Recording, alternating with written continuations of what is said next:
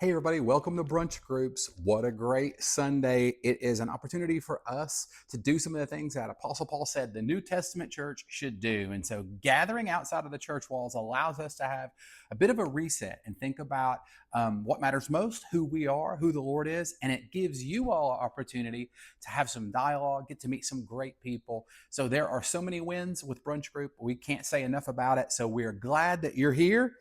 And we're going to start today with a text that I read last week from Romans 12. Romans 12 is a great chapter on love and how to do it in community. So on Brunch Group, we like to take some time and think about what real, authentic, true community is. And a lot of it is summed up in Romans 12.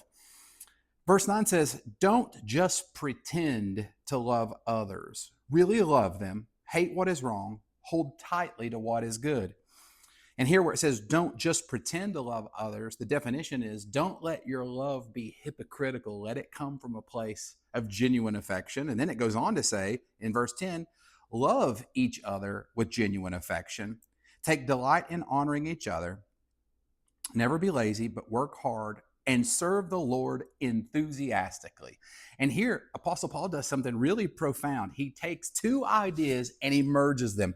He loves to take words and merge them. He takes two words that mean something, he puts them together so there's an emphasis there. Well, here he starts to talk about agape love. And agape love is really special. It's selfless love, it's divine, it comes directly from Jesus.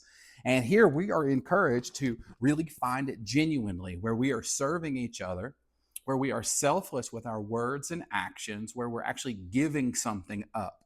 The Bible says no greater love is this, is that someone would lay down their life for a friend. John 3:16, for God so loved the world, he didn't just think about it. He didn't just say it. He said, no, I'm going to give my only son for the world. Agape love has an action behind it. It's not just something internal and heartfelt. There's always something that's done afterwards. But then in verse 10, he says something else. He says, love each other with genuine affection.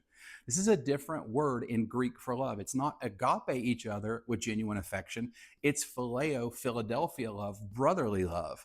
And so Apostle Paul takes two concepts where you start to love each other selflessly, where literally with your neighbors, in your church community, with your family, you give something up. You give a piece of yourself in this relationship where it costs something. It's costly.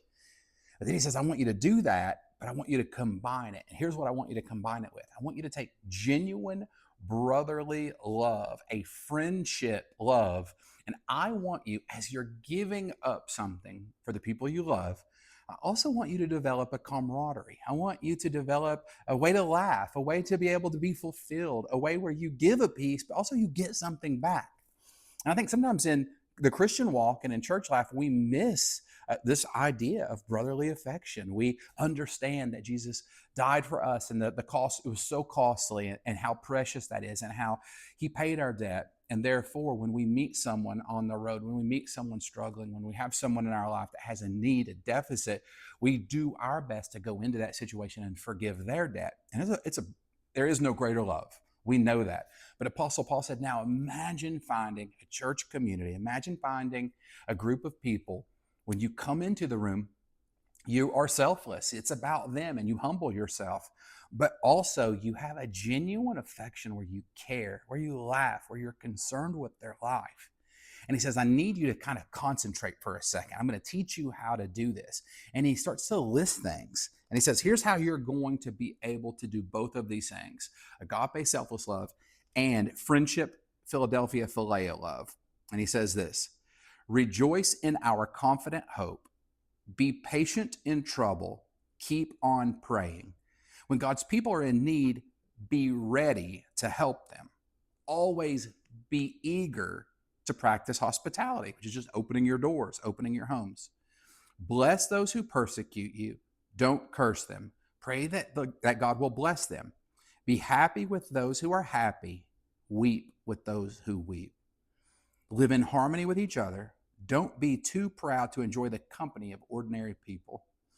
and don't think you know it all. What a great passage from the New Living Translation to kind of help us start to understand how to grow in this. And I think it's really profound that Apostle Paul doesn't say, I just want you to go and do your best to agape selfless love and do your best to be a friend. He actually makes a really great list of things that you and I can practice. Now, it does take some work. There's a lot in there about being ready and being eager and rejoicing. There's a lot on us, on our shoulders, that if you and I are going to become better friends, if we're going to love our neighbors more adequately, if we're going to be better parents, it's going to take some concentration. It's going to take some practice. And so I love that we have a list. So what we're going to do is take some time. I'm going to have the leaders reread this to you.